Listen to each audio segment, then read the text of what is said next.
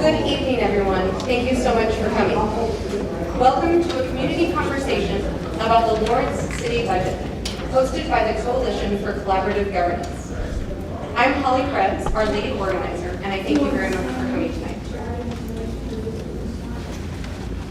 The Coalition for Collaborative Governance is a group of actively involved, nonpartisan Lawrence and Douglas County residents who envision collaborative governance that empowers all community stakeholders to shape local policies, budgets, and outcomes.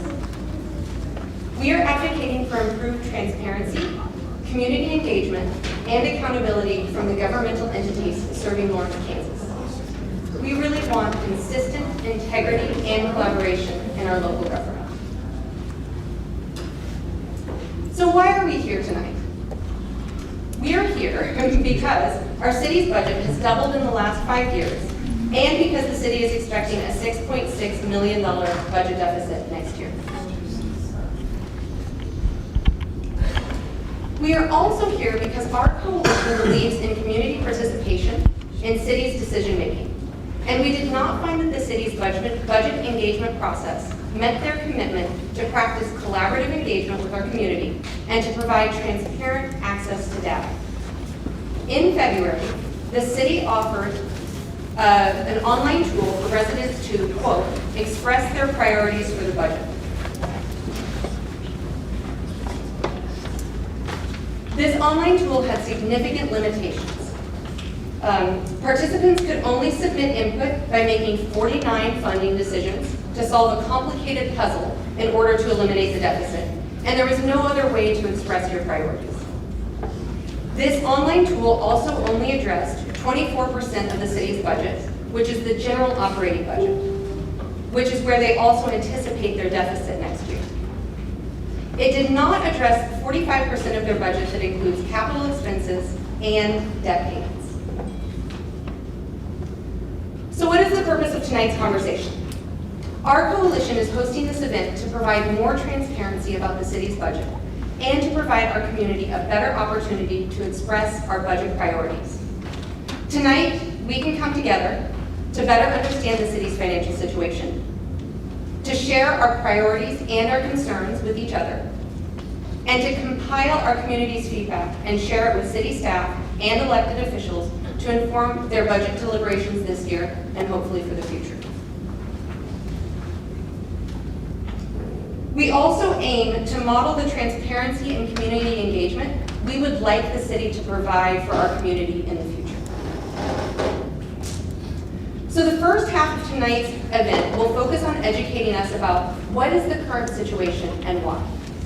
This will include a budget education presentation by me, a video about the city's capital investments from Rachelle Mathews, who is the city's finance director, and then questions and answers with myself and with Kristine Polian, who is a municipal finance expert who has been assisting our coalition with our research. The second half of the night will include small group discussions, and they are an opportunity to gather your feedback about the questions, why is this important, and what should our community do next? And then we'll wrap up and have a survey. We only have 2 hours to examine a very complex issue, so we have tried to plan an efficient evening that will inform everyone and give us an opportunity for substantive discussions. Before we start our budget presentation, I'd like to say just a few words about our coalition's philosophy. Our current political world feeds off of divisiveness, which separates people and creates contention in our communities. Divisiveness does not foster consideration for others, and it does not encourage the creation of collaborative solutions. Our coalition is interested in building more collaborative relationships within our community so we can build solutions that more of us embrace. We believe collaboration is most possible when we genuinely respect others' perspectives and opinions, even when they're different from our own, and when we engage with each other to find our common values and interests. So I ask that we enter into tonight's conversation with kindness and curiosity to find our commonalities and to develop deeper respect for our differences. May this conversation, and more in the future, reduce contention and move us toward more collaborative and productive solutions to our community's challenges. With this in mind, I'd like to set the stage with our ground rules for civil and productive conversations. I'd like to say thank you to Sarah Taliaferro, who helped us come up with these as guidelines to help us lead our discussions so that they can be productive. So first, we ask that you be respectful, thoughtful, and kind towards one another. No violence, aggression, discrimination, cursing, or bullying. We ask that you affirm others' perspectives, and when you disagree, do so respectfully. Please refrain from personal or judgmental comments. Please provide your perspectives in I statements, and don't attempt to speak for an entire group. Finally, people will be given 1 minute of uninterrupted time to speak during the questions and answers and during portions of the small group discussions. During open discussion times, please share speaking time with others. Thank you so much for joining us. Please sit back and make yourself comfortable. We look forward to spending the evening with you. And now let's dive into the city budget. Before we start, I would like to make it very clear that I am not a financial expert. I am a manual therapist who runs a health club. But I am a good researcher, and I'm dedicated to our community. And so I've spent the last 3 months, 4 months maybe, with the help of our coalition's budget analysis team, going through many documents to try and understand our city's budget. It has been challenging. And so what we have tried to do tonight is to distill a very complex, less than transparent amount of information to our community so that we can better understand the situation at hand. So let's first look at our city's total budget changes. The Lawrence City budget has almost doubled in the last 5 years, as you can see from this chart. This chart goes back to 2018, so you can see that during those years it's increased even greater. Most of the numbers that I offer tonight, we try to use 2020 as a benchmark for increases, because obviously that was an important year for our entire nation, and that lots of things changed in the world at that point in time, but we can also see how there were trends that were accentuated in our own city as well. So in 2020, our city budget was $261 million, and this year it's $519 million, almost exactly double. Before we go further, I also want to mention that this portion of our presentation includes lots of numbers. If you want to track these numbers, you can check out the information sheet we've provided tonight to those of you who are in the room. And for those of you who are watching online, these are available at our website at www.c4cgovernance.com. If you're not a numbers person, the graphics we share will illustrate the general trends. And I apologize, I have to occasionally look at my notes because my computer isn't showing me all of my notes. All right. So first, let's recognize how inflation has contributed to the city's budget changes.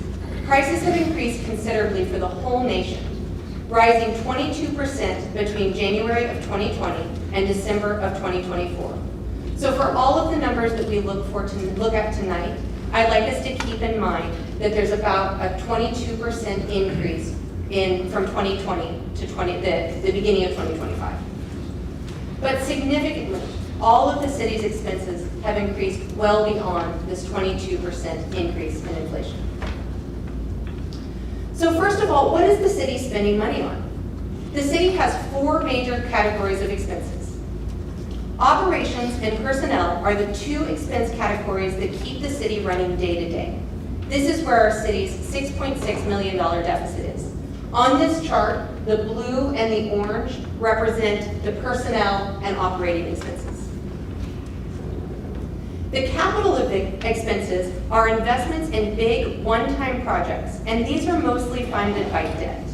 Those are the darker black color. And then we also have debt payments, and debt payments pay down debt from previous capital expenses.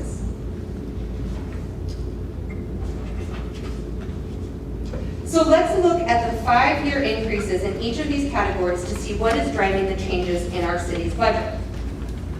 So as we saw earlier, the total budget has doubled. It's increased by 100% in the last 5 years, for an average of a 20% increase each year. The largest increase has been in capital expenses, which have increased 4.5 times in the last 5 years. Most of these expenses have been financed with debt, which means that the city's debt payments have also increased by about $60 million per year. And our city's debt itself is 1.5 times as much as it was in 2020. Again, these numbers are all in the handout that you have, as I recognize that these are lots of numbers to hold in your mind. Operating expenses have increased by an average of 10% a year, and personnel expenses have increased by 7% per year. Remember that inflation is responsible for about 4% of these annual increases. I'll just make a note here that the personnel expenses we figured from 2019 because 2020 has an unusual spike that comes back down, and so it was an outlier and didn't give us a good comparison. So we're going to look at a few of each of these categories more specifically. So the largest increases in the city budget have come from their capital expenses. These are investments in things that cost over $100,000 and have a lifespan of more than 2 years. The city pays for some of these expenses with cash, but the majority of these expenses are paid for with new debt that the city takes on. Before 2 years ago, our city paid under $33 million per year in capital expenses, and it was actually substantially less for many years. As you can see, 2021 we only paid $7.7 million. Back in 2018 we were only spending $11 million. But starting last year, they started spending well over $100 million per year.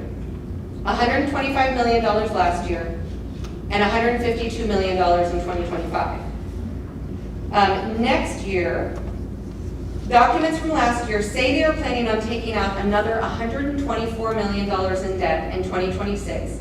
And in an email exchange I had with Commissioner Finkelgeist, he put that number even higher. And we will look at capital expenses more in our presentation in a little bit.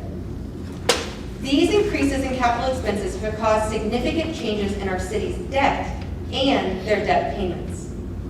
The city's total debt is now $463 million, which is 19% increase just since last year. For the last 2 years, their debt payments have been about $20 million a year more than their previous highs. And their new debt will continue to increase their total debt and their yearly debt payments. Finding the city's total debt was one of our hardest research challenges. One of our coalition's goals is increased transparency from the city, and this debt data is a good example of the lack of transparency we faced in our research. We asked the city on several occasions for information about their most up-to-date debt numbers and how their new debt would affect future debt payments. We never got an answer to the second question, and we received a belated answer to our first question about total debt that was a year out of date, even though we asked for that information to date. And that was significant because their debt had increased 19% from the previous year. Our coalition has had the good fortune to work with Kristine Polian, who is here, who is a municipal finance expert and who has volunteered hours of her time to help us research some non-transparent aspects of the city budget. In less than 24 hours, Kristine sent us the documents demonstrating the city's current debt. Now, let's look at operating and personnel expenses, which is where our city's deficit lies. Operating expenses have increased 50% in the last 5 years, or an average of 10% per year. And these with the personnel expenses support these important departments in our community.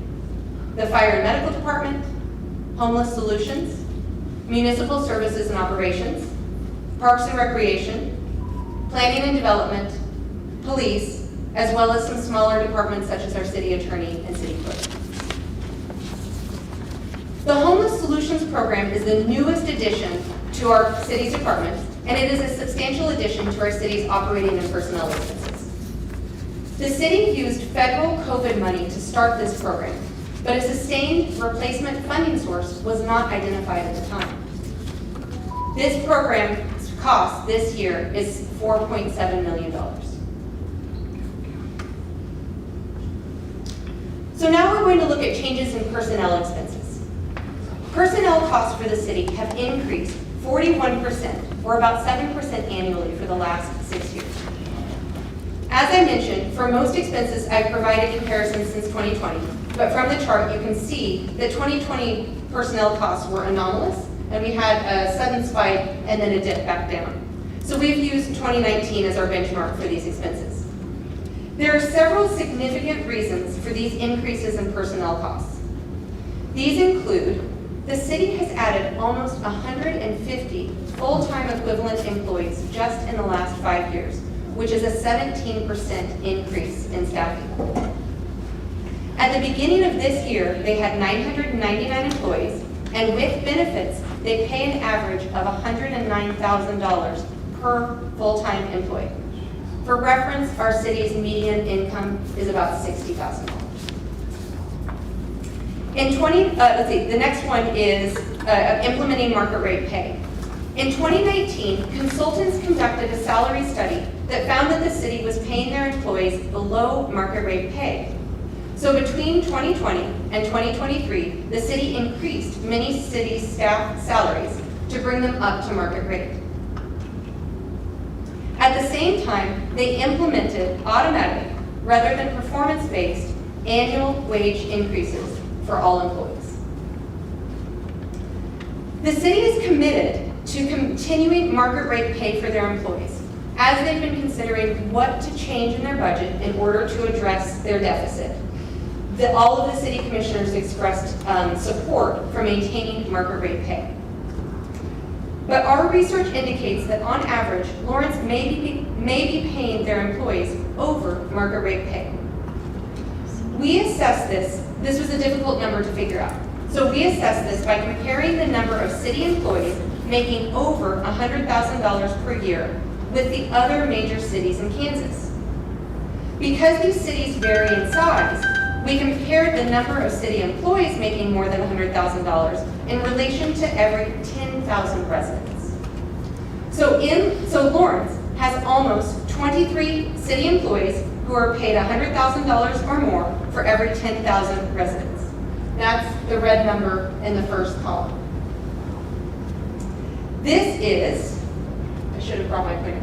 This is 27% more than the total Johnson County communities, 55% more than Wichita, 65% more than Topeka, and double what Manhattan pays. So our assessment, our suspicion, is that the city has maybe overshot on market rate pay and that there would be a reason to reevaluate their current pay structure. For reference, also, the city's highest paid employee is the city manager, who makes $262,000 as of 2024. All right, so here's the summary slide that we saw before, looking at the increases in different categories of city expenses. And now that you have some orientation, you can see, once again, that the total budget has doubled. Capital expenditures are where we've seen the greatest increase in our budget. Our debt payments have also increased substantially. Our debt is 1.5 times what it was 5 years ago. And our operating expenses have increased an average of 10% and personnel an average of 7%. So hopefully it's helpful to return back to that summary slide after I've plowed through a lot of numbers. So how does the city pay for all of this? The city has traditionally brought money in through 3 avenues: property taxes, sales taxes, and utility fees. That's what you pay for your water, sewer, stormwater, and trash services. But in the last 2 years, debt financed revenue has become another major source of revenue for the city. So for 2025, the city expects to bring $50 million in property taxes, $56 million in sales tax, $101 million in utility fees, and $139 million in revenue from taking on new debt. The city has other sources of revenue too, but these are the major ones.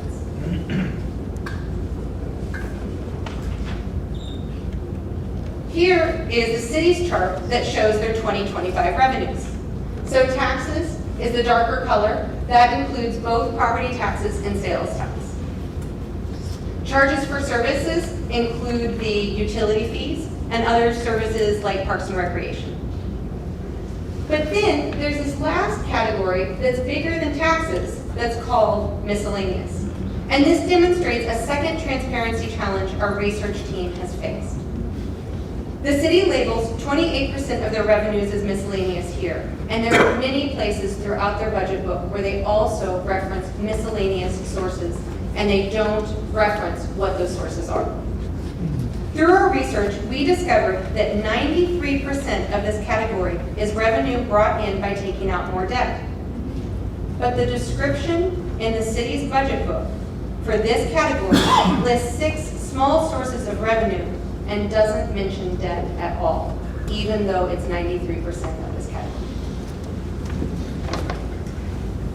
This chart from 2020, our comparison year, shows the same category, more appropriately labeled as other financing sources, as only making up 6% of the city's revenue. It's the purple sliver.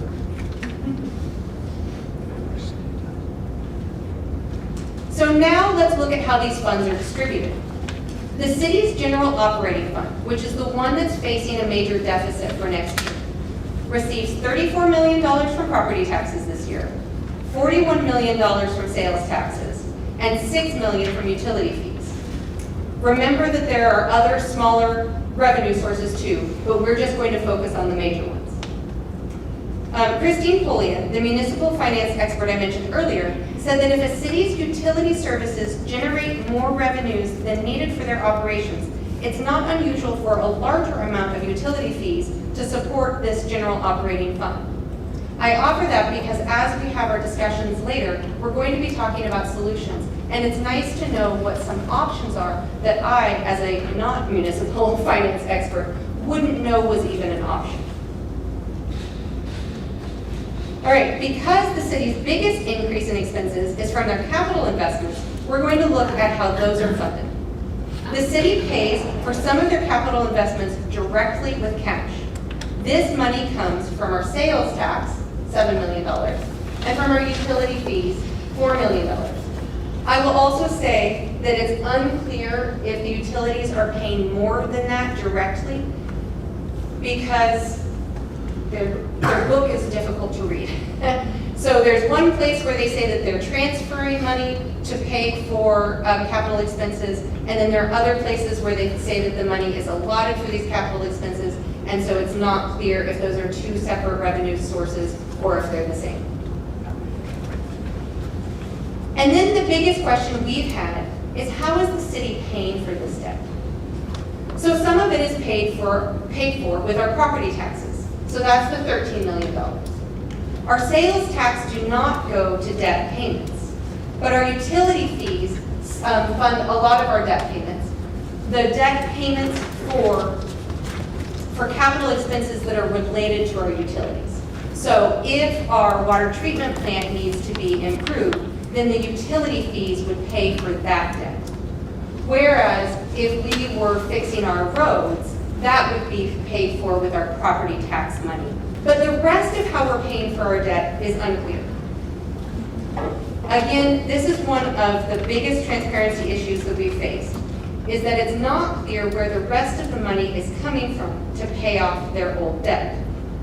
In the fund that pays off debt, there is one column called miscellaneous again, that we believe is, that the city has told us is revenue from new debt. So we believe that they've spent $14 million taking out new debt to pay for old debt. They also have another line that's called transfer in, and there's a transfer of $33 million into the fund that pays for debt. This comes from another fund, but it's not clear where that money's fund comes from. And this transfer of $33 million isn't recorded in their state budget form, so we can't answer the question of how they are paying for their debt as accurately as we would like to. All right, so the last bit, how has the city paid for these increases? Property tax valuation has increased 40% since 2020, but but the city has not changed the property tax rate. So, effectively, the city has absorbed this increased revenue and applied it to increased expenses. Normally, property tax valuation increases at the same rate as inflation. So the increase that you get from property tax revenue is offset by the increase in costs. If you'll remember, we've had a 22% increase in inflation since 2020, but we've had a 40% increase in property valuation. So the city has received more money than offsets inflation. You can also see that utility fees have increased 8% in 2024. They've increased again 10% in 2025, and they're expected to increase again by a comparable percentage in 2026. And then finally, the sales tax revenue naturally follows more of the inflation rates and has increased about 2 to 3% per year for the last decade, except for 2021 and 2022, which were anomalous because of COVID. And now we're going to provide some information from the city. So the city has responded very well to our coalition's request for more information about their capital investments. They created educational materials about their capital improvement plan, including a guide, frequently asked questions, and a video, which we're going to watch next. They also produced the MSO campus handout, which many of you in the audience have. We might not have had enough for everyone. And so we appreciate the city's willingness to work with us to improve educational materials that are available for our community to understand their budget. And so what we're going to do next is watch a video produced by the city's very own finance director, Rachelle Mathews. The City of Lawrence is evolving, and so are the demands on our infrastructure. That's where the Capital Improvement Plan, or CIP, comes in. The CIP is a long-term planning tool that identifies the city's major capital needs and prioritizes them based on the citywide strategic plan. It helps us look beyond year-to-year budgeting to determine what, when, where, and how public improvements should take place over the next 5 years.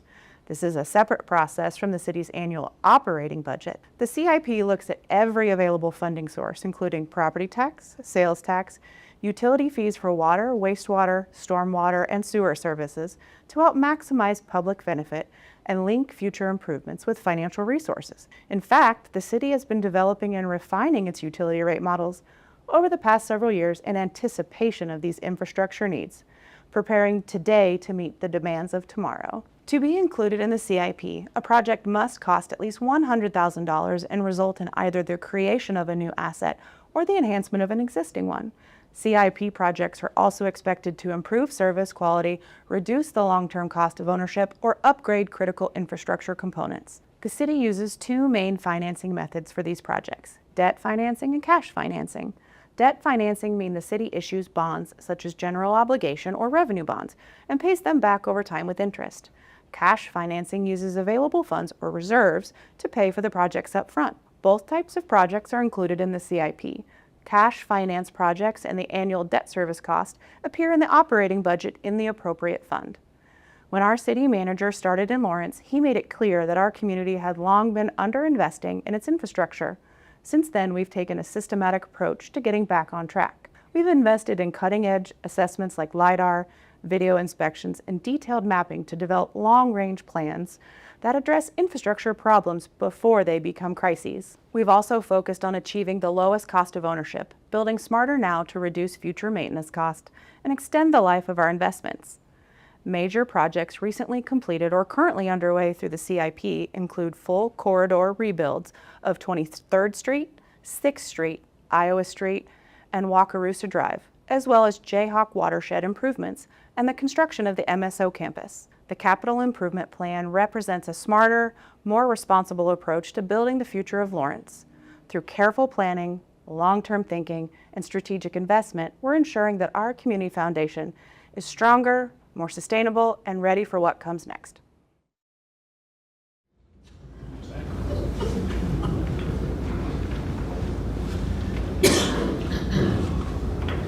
So now we're going to move into the questions and answer portion of our evening. And first, I'd like to introduce Kristine Polian, the municipal finance expert I have mentioned, who has been assisting our budget research team because she's going to join me to help me answer the questions that I, not a financial expert, did not know how to answer.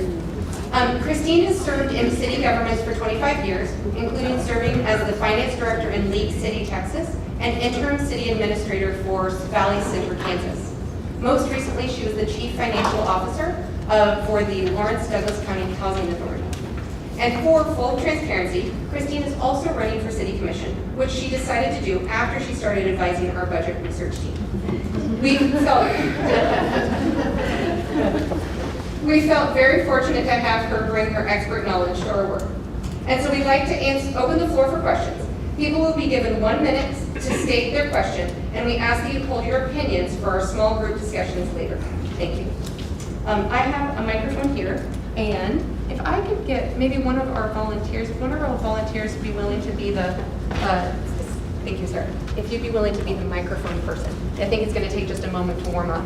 But who would like, I just gave you a whole bunch of numbers. That was, can I just tell you, that was 4 months of my research right there.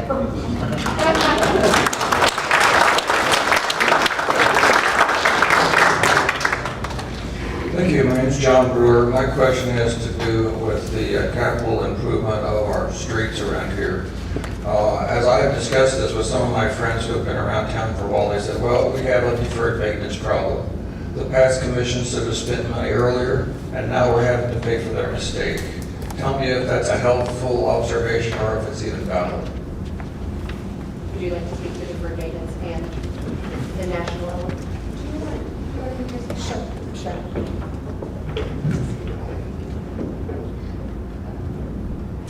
Infrastructure maintenance is one of the 4 major capital improvement plan categories that we've identified.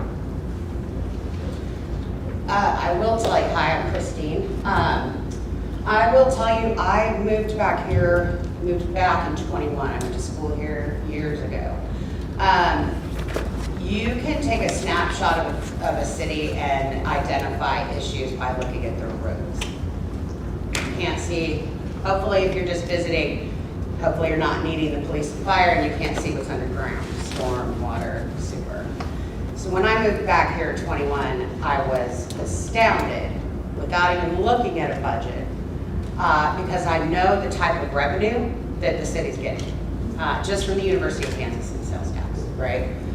So when I started doing a deep dive and trying to, I didn't draw the short stick to go for the city commission thing, but I feel like I did almost because I started doing research. When I was trying to assess what was actually going on, how did we get here? How is our property tax and our sales tax going up at the same time, which is not normal?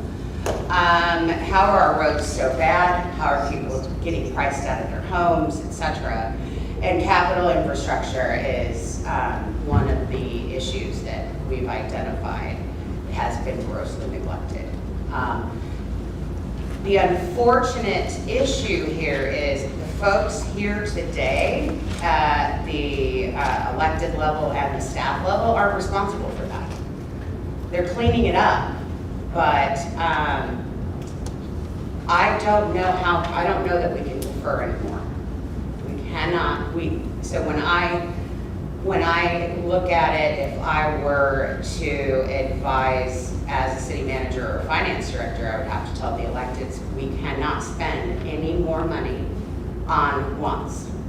We have got to ensure that our infrastructure is in place. It has been grossly neglected because here is the ideal CIP that you want, right? So, And just, CIP means capital improvement plan. sorry guys, sorry, Right. please. I've done it for so long, I forget.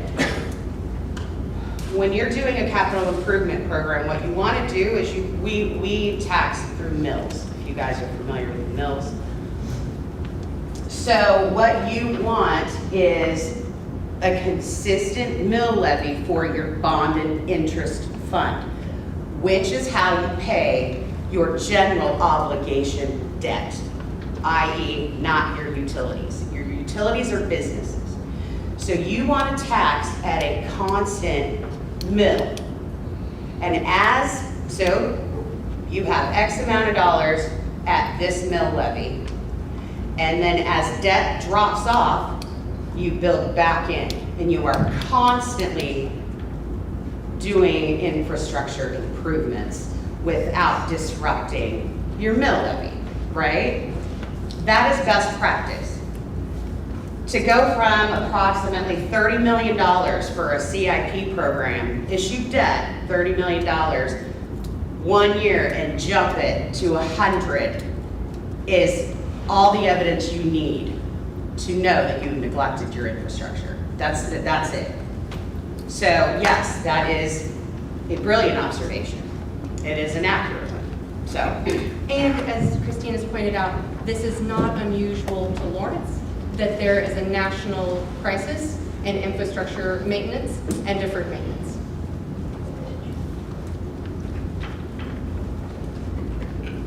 I'm Barry Shalinsky. I am told that we have a city strategic plan or strategic vision, and that is supposed to be what guides budget decisions. One of the strategic goals is strong, welcoming neighborhoods. As near as I can tell, the only expenditure in the budget, or the biggest one certainly, in support of that strategic goal is the planning and development staff, which may or may not actually act in furtherance of that goal. That's something that people can discuss and debate. I'm wondering, are there any other significant things that are in the budget in support of that strategic goal that you've been able to identify? Thank you. I'm going to think about that for a moment. I would say that a first one might actually be the infrastructure maintenance. So if we look at these categories here, that these are the major capital improvement projects that the city is investing in currently. We'll talk more about the municipal services and operations campus at some point.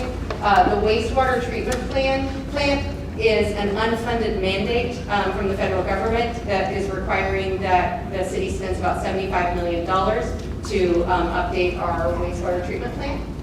But then these last two speak to Barry's question, right? There's infrastructure maintenance, where we invest money in the infrastructure that already exists in the city and brings it up to modern standards. And then there's infrastructure development, which is where we're building new infrastructure in order to expand services to new land that can be developed in the future. And so to Barry's question, I would say that infrastructure maintenance is maybe the best place that we can look in our, at least the capital expenses especially, that are supposed to be supporting neighborhoods. They're supposed to be supporting the existing infrastructure of the city. And Christine, I don't know if you want to say anything about the state of the underground infrastructure that you have discovered and the need for some of this, not just at a surface road level. well, I mean, I can certainly tell a story. When I was the CFO for the Housing Authority, many of you are aware of the 32 additional units going up at Clinton in Iowa approximately for senior housing. That is one big goal for the Housing Authority, is to let seniors age in place.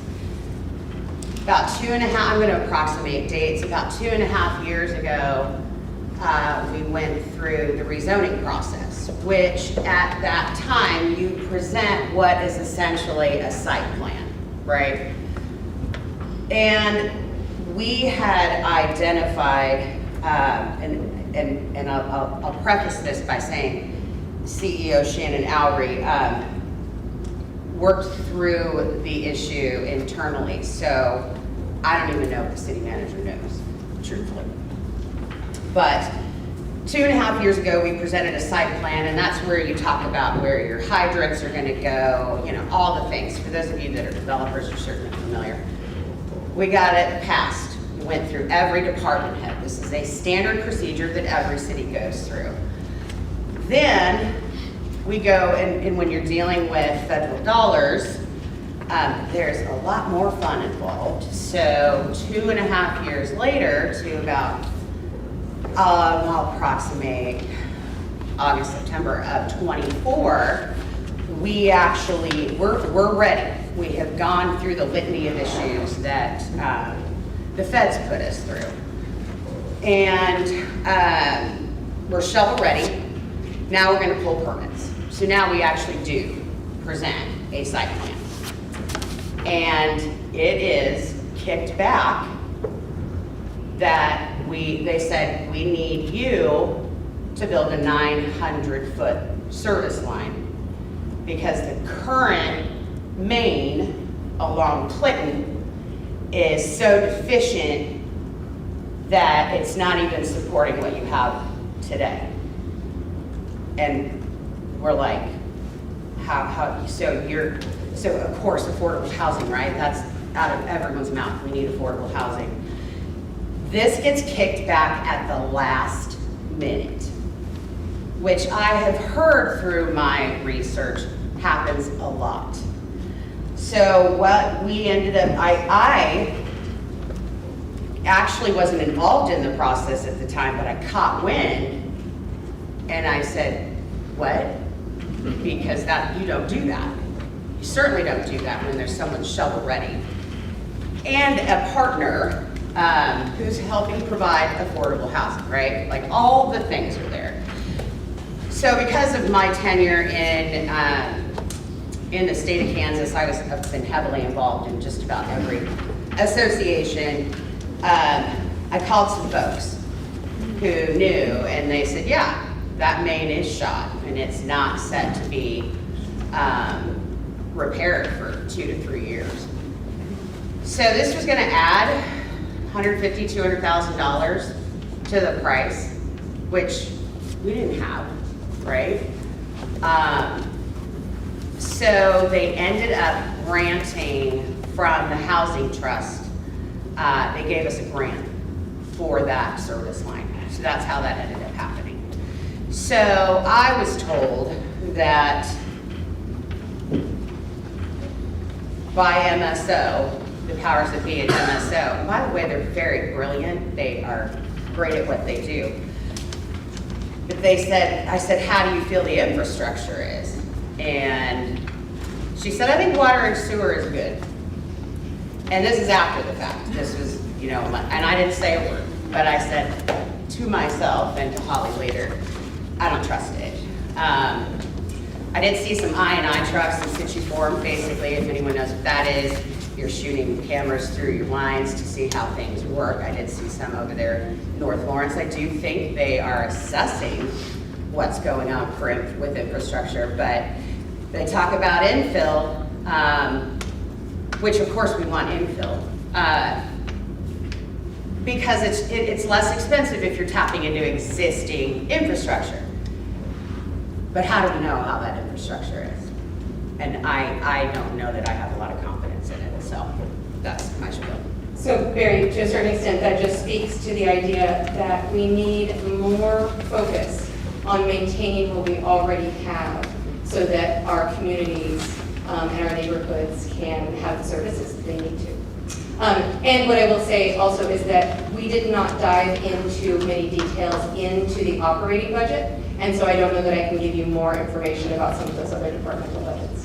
Thank you. Yeah. Hello, my name is Max Gouch. I wanted to follow up on the first question that was asked, had to do with the large-scale nature of the capital expenses, and so I just want to flesh this out.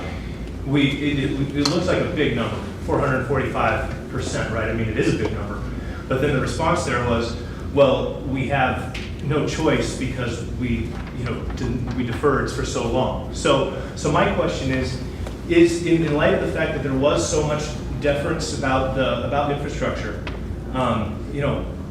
is 445%? I mean, what were the options that the city would have had?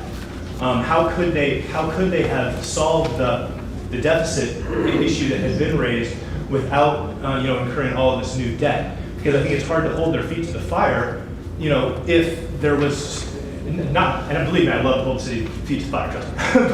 but I mean, it's hard to do that, right? If there was all this maintenance that wasn't done, and then this is what they did to solve it. Right, so we have to look into the nuances, right? So obviously the city is making some really wise decisions some places and possibly not making some wise decisions other places because we're $6.5 million in the hole. So when we look at the capital improvements, as I said, these are some of the categories that they are investing in. And the Municipal Services and Operations Campus is $130 million in and of itself. And so, as I said, you have a handout that the city made for us about the MSO campus. And they are doing this to replace outdated flood-prone facilities.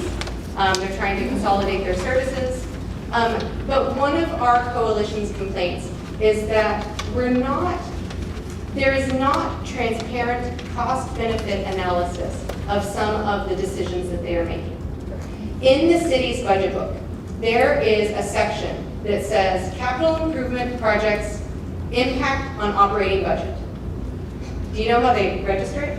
They tell you if it's increasing the operating budget, not affecting the operating budget, or decreasing the operating budget. They don't provide any numbers. And then when you go into the capital improvement, like the actual projects, they will have a section that will say fiscal impact. You have to dive deep in order to find these documents, right? And at the very bottom in small print, it will tell you what they might save or how much it might cost. But when we met with the Municipal Services and Operations Director asking about this $130 million campus, I said, well, I've seen on the forms that it says that it will save us about $2 million a year. And she said, which means that it would take 65 years to pay back. Right? And she said that that wasn't an accurate analysis, that they had made that estimate much earlier in the project. They had not revisited that question. And so I would say that one of my complaints is that the city does not appear to be doing cost-benefit analyses. And we asked the same question to, I think it was the finance director, and she said, well, we leave it up to the department heads. If they put something into the CIP that then blows their departmental budget, then they have to manage that within their department. So we've gotten several answers that doesn't imply to us that they are doing as much financial planning as they could to be assessing the value of the investments that they're making. And can we hold that truth at the same time as holding the truth that we have deferred maintenance, that we have municipal and services operations buildings that are falling apart? One of their complaints is that all of their vehicles, which many of them cost $100,000 or more a piece, are sitting in a floodplain. And Commissioner Finkeldijk told me a story about one of the Johnson County communities losing $60 million worth of vehicles in a flood, right? And so they're trying to avoid that. So, just like every single decision, there are lots of details. They're taking a lot of things into consideration, and it's not clear if they're looking at the picture as broadly as they could.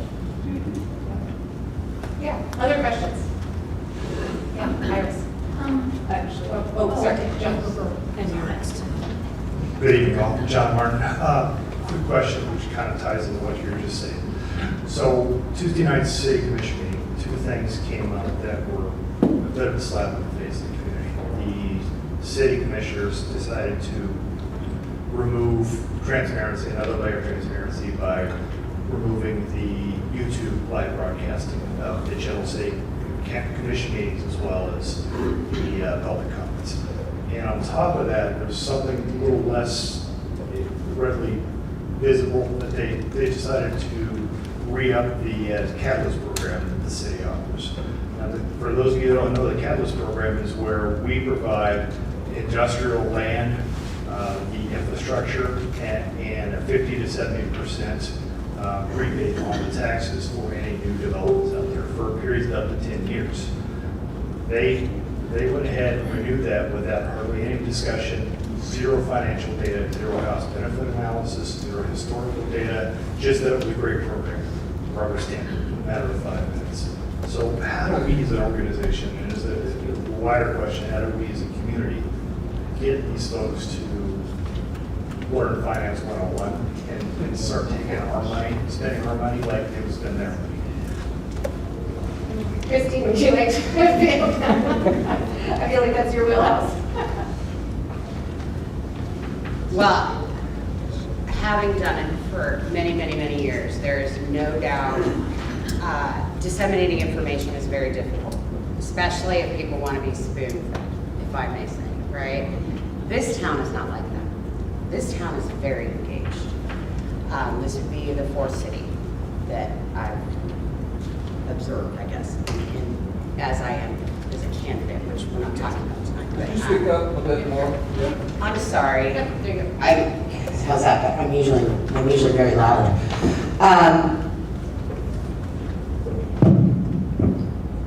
I'm going to tell you the reality is to have the financial expertise that you have, that we'll say that I have, my experience, you cannot get that through a university.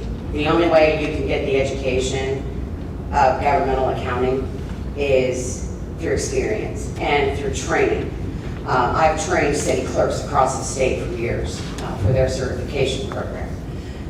You can't, so what I would, one of the things that I would want to do if I were able to have an impact is provide that education. But more importantly, I think our elected officials need to have that information. And it's difficult to train because you guys, it's extensive. It is extensive. And I only know it because I've been doing it for 22 years. How do you do that for somebody that's sitting there for 2 years or 4 years? But here's the reality. It's difficult, but it's not an option to not do it. You have to train your elected officials. I have not been broached by the city as a candidate, which is surprising because I handled, for my organization outside of Wichita, I was the person who took and reviewed all of the candidates' paperwork and then got it over to the county. At that time, you used to be able to submit it to the city. So I knew immediately who my candidates were, and I would reach out to them. League of Kansas Municipalities has a candidate guide. There's a lot of information, but it really needs to start with the city, with the municipality, and you start that training. So we have to demand that the electeds are getting better training. Simple as that. I don't have a better answer, you know? It's just hard to get the information. It's hard to have this knowledge without having done it over and over and over. I've issued debt for hundreds of millions of dollars of debt. You know, you don't, I didn't know what the hell I was doing when I started in this career because it was absolutely crazy. But you got to do it because your electeds can be ruled by your staff if you don't. And that is not how that's supposed to work. I have a quick public service announcement from one of the budget people on the coalition, and then I've got 3 people queued up, and I'll bring you back. Unlike the city who doesn't really want your opinion, or at least it seems that way, we do. And there's going to be a survey sent to you. If you would please take the opportunity to fill it out in the next couple of days. That's part of why we want your email. Okay? Thank you, Tim.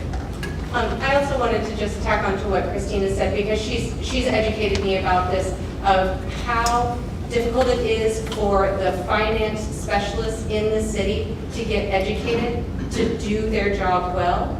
So what that means is that if you have had a history of poor financial planning in a city, like within the city staff, that poor financial planning gets transmitted to the next director and the next director and the next director. And so as we were reviewing things, we would see patterns of behavior that the current finance department is perpetuating from previous years that are not best practices, not because they're not trying, but because they were trained by people who were not using best practices. So just like we talked about, the current city commission is having to make hard decisions about capital investments, that similarly, our current finance department is doing their work on the shoulders of the previous finance experts. And if those experts did not use best practices, then we need our finance community to improve their practices. So, if nothing else, John, we'll do some research and figure out what best practices are. I mean, really, I did a second budget report identifying a whole bunch of transparency issues, and the hope is that all of the research that we're doing that's saying this is not consistent, this is not clear, that's going to be feedback that we hope the finance department takes and improves their process next year and the following year and the following year. Thanks. Hi, I'm Iris Craver. A few weeks ago, the City Commission took off the agenda a resolution to declare the city a state of emergency and give the police more powers and do away with the regulations and ordinances and protections for vulnerable people in this community. And they said they needed to do that to be in compliance with the Republican administration in Washington, D.C. that is asking our city to comply with their, I guess, their DEI initiatives. And the city commissioners took it off the agenda. They were saying that they had to do this to declare our city an emergency because they were going to lose, it was either $8 or $11 million, I got different numbers, in federal funding. And I would like to know where that $8 or $11 million was supposed to fit in here somehow. And although they took it off the agenda, I don't trust them. So I'd like to know where this all fits with them wanting to declare our city a state of emergency. So first I will say, from our coalition's perspective, which is separate from the budget issue, is that our coalition submitted a letter to the City Commission asking for lots of detailed information about that specific proposal because we suspect that that resolution will come forward again. And so we asked for very specific information about what federal grants they have out, what they are for, and how much they are for. We asked for information about which specific policies they were suggesting that they suspend, as well as many other questions. So we also believe that that issue will probably come back. One of the questions that we asked is, can the city make changes to those policies without bringing them before the City Commission? Because as a community, I believe that we want that to be an open discussion if they do consider that again. So our coalition is doing some work on that front to try and get as much information as possible. You're welcome. And then to the intergovernmental funds. Intergovernmental funds were accounted for about 5% of the city's budget for 2025. So for 2025, that was about $8.5 million. Much of that goes to transportation and to road work. But it's also scattered in different places. And the city has also submitted a pretty competitive grant proposal for $22 million in ADA sidewalk repairs. The ADA sidewalk compliance is an unfunded mandate. The city is going to have to spend, is it 200 million? It's 100. It's 100 million over the course of the next 20 years. So if we got that $22 million grant, it would turbo boost our sidewalk program that we have to do. I think that there are options for being creative, and that's the reason that we have asked for a community discussion so that we can figure out how could we get that money without denying our community's commitment to non-discrimination and civil rights. So thank you, Iris. Can you describe, Kristine, the financing, how that's working, duration, interest that's paid, stuff like that? Talking about debt. How are they issuance. financing it? Is it like how you've seen in the past? No. This one, This one I was a little surprised by. So the state of Kansas, first of all, you issue debt, which we should not be afraid of debt, okay? That creates generational equity. What that means is the people today are not bearing the entire burden of infrastructure that will last forever, right? So debt doesn't bother me, but how you issue debt is pretty important. So your GO debt is what is backed by the full faith and credit of the taxpayer dollar, i.e., the city can issue as much debt as they want as long as they're not at their debt capacity and just keep raising taxes, right? So the only thing stopping that is this, right? Now, if we get into some of the specifics of how you issue debt, the state of Kansas legislatively is actually very, very good at allowing municipalities opportunities to get their infrastructure through debt, and not all states allow this. The state of Kansas allows what's called temporary notes. Have you guys ever heard of them? Okay, so I finally figured out the best analogy, because I have talked about this, I've researched it, I've gone to the professionals to make sure I wasn't losing my mind. So temporary notes are essentially a construction loan. If any of you have built a home, you take out a construction loan. And that allows you to just take care of the construction cost while you're building, and then after it's completed, you go to a permanent financing, a mortgage in our case. City's case, bonding. We issue permanent bonds at that point. But temporary notes are brilliant because the last thing you want to do is issue a 20-year bond before you know what the exact cost of the project is. You have to do it that way in Texas, but Kansas allows us to do temp notes. So you get the temp note, you finish the project, you have to the penny the exact cost, you roll it into 15, 20, 25, depending on the infrastructure and its life, and then you go on your way.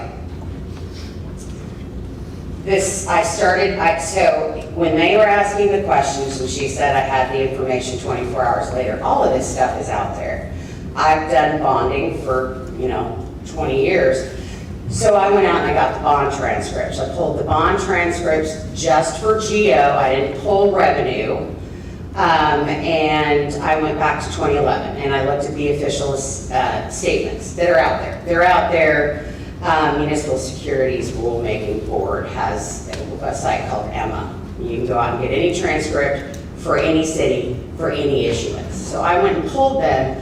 What I noticed as I'm reviewing the official statements is that we are issuing 1-year temporary notes every time.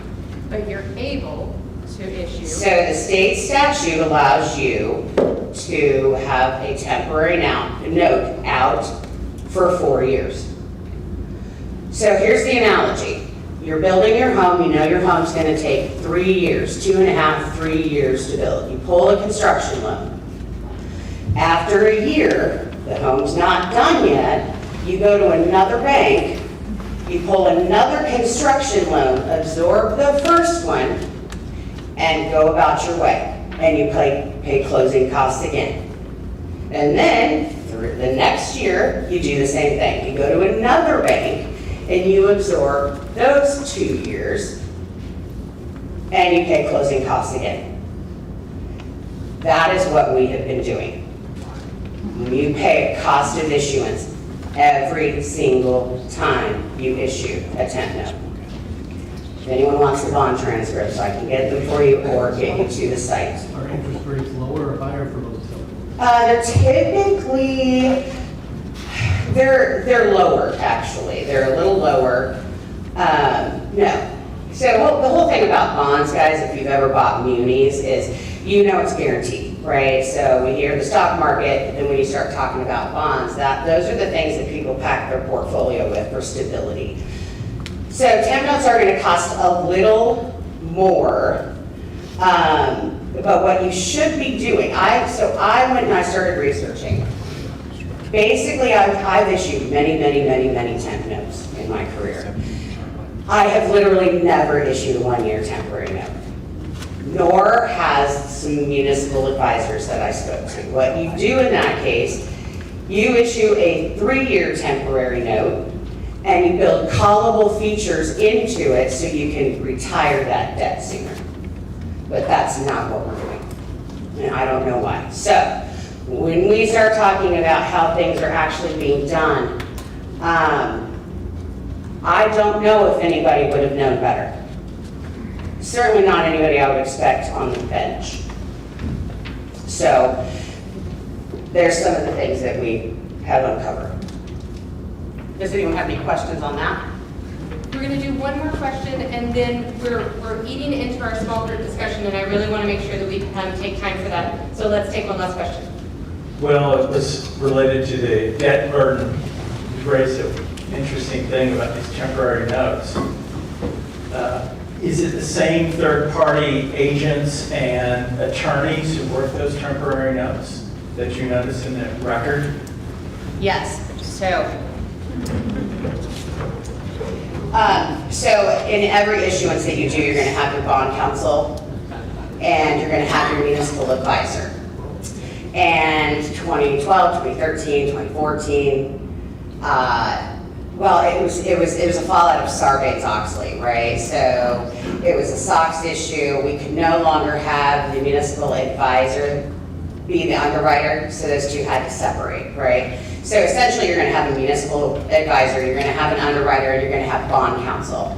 Gilmore and Bell is the leading bond counsel in the state. And they literally process paperwork, if that makes sense. So if we want to question any of the partners in the issuance, I personally would not question G&B because they literally, a city goes to Gilmore and Bell and says, hey, we have this project, we need to think about bonds. The municipal advisor should be the one doing the financial planning, right? I tried to find, for example, I was trying to find how CIP is tied to debt, and it just basically lays it out. According to the municipal advisor, the city handles all their financial planning. However, I will say this because I know all the players in Kansas, and I don't want to speak ill of any of them, but I will say this hypothetically, your municipal advisor would know better. And the municipal advisor has been the same for years, previous to 2011. Just a quick follow-up. As a debt burden, how does this city compare to other municipalities of similar situation? Where are we? Not bad, because it's debt. You have a debt limit. Every city has a debt limit, which is 33% of your expenditures. Right? Did I say no? Valuation. Excuse me. Valuation. 33% of your valuation. Right? But there's a lot of debt that you issue that doesn't go against your debt capacity. So someone said something about we've got a lot of debt to the finance director. I don't know, was that you? Someone I know. And the finance director said, oh, don't worry, we've got plenty of debt capacity. And I said, that is not, I think I might know 3 cities that got close to their debt capacity and they were in trouble by that time. You do not want to get close to that number. So the question is our debt sustainable? Can we pay for it? And so to Kristine's point, I think that was actually quoted in a newspaper article that Rachelle Mathews said, we're not close to our debt limit, we don't have any concerns about how much debt we're taking out because the state allows, I think it's up to 30%, you think it's 33%. We're at 13%.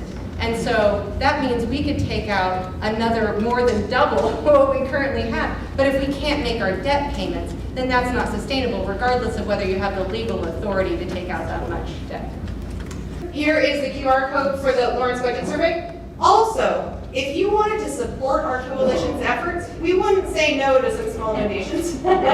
We have to pay for renting the room, we have to pay for supplies, we're paying our videographer, and so if anybody wanted to support our efforts, we would love that.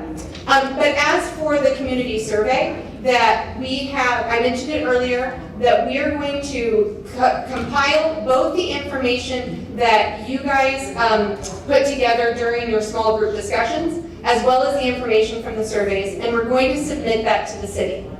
Anybody who is interested in speaking before the city commission, please let me know. They are having a meeting on June 17th, so just in a week and a half, about their capital improvement plan. I would love to have people who have been informed by our education to go and share their opinions, their perspectives, their concerns about the ways that the city is choosing to invest. And like I said, it is a nuanced issue. There are positives and there are negatives, and all of that is true, and they need to hear some of that from our community. So there's a meeting on June 17th before the city, and then on July 8th, the city manager is proposing his recommended budget for 2026, and so that will be another opportunity for our coalition to present some information from the survey, as well as for people to speak or to submit written comments. So please be involved, continue to be involved, and we really appreciate you coming tonight. Thank you so much for your time.